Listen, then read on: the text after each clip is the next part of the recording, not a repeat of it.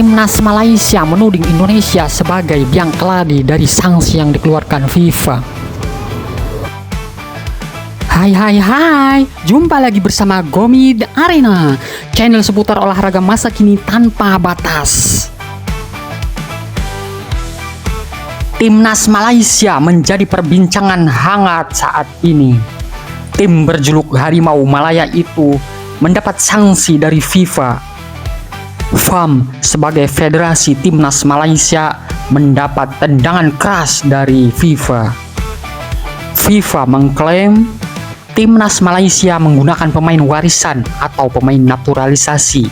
Namun, muncul tuduhan dokumen yang diajukan untuk memastikan kelayakan mereka dimanipulasi, dan FIFA melalui Komite Disiplin menilai bahwa FAM atau Federasi Sepak Bola Malaysia terbukti melanggar pasal 22 FIFA Disciplinary Code soal pemalsuan dan manipulasi dokumen.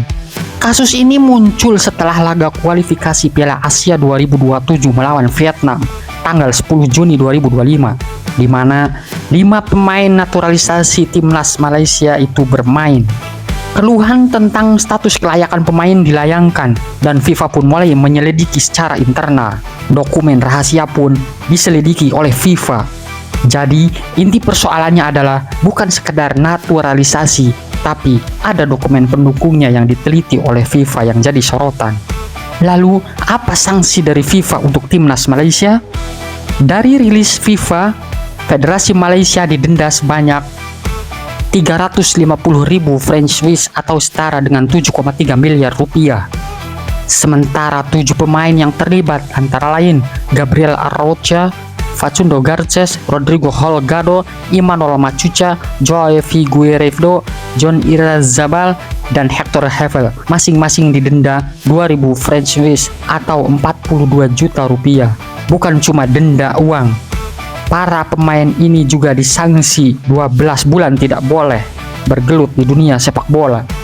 Sanksi ini berlaku sejak pemberitahuan resmi dan menutup peluang pemain itu bermain di klub ataupun tim nasional selama setahun.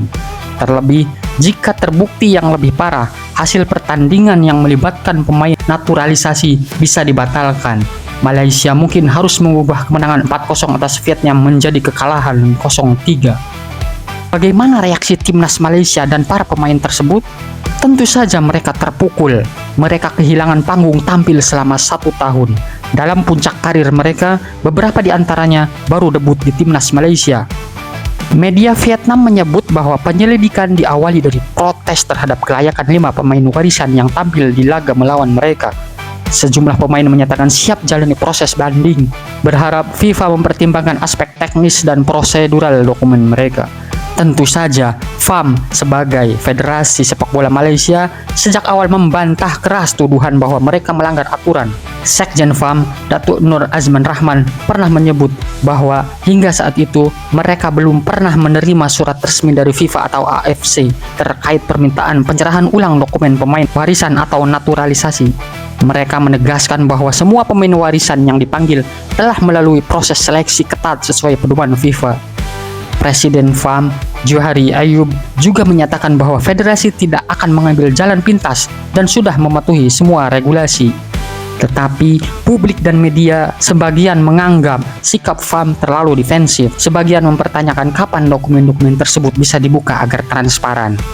Dalam aturannya, FIFA mempersilahkan Timnas Malaysia dan 7 pemain melakukan banding. Banding ini dilakukan 10 hari pasca pemberitahuan sanksi. Jika memang FAM melakukan banding beserta para pemain yang bersangkutan terlibat, ada kemungkinan sebagian hukuman akan direduksi, misalnya jumlah denda atau durasi suspensinya. FIFA biasanya sangat berhati-hati soal kasus pemalsuan dokumen.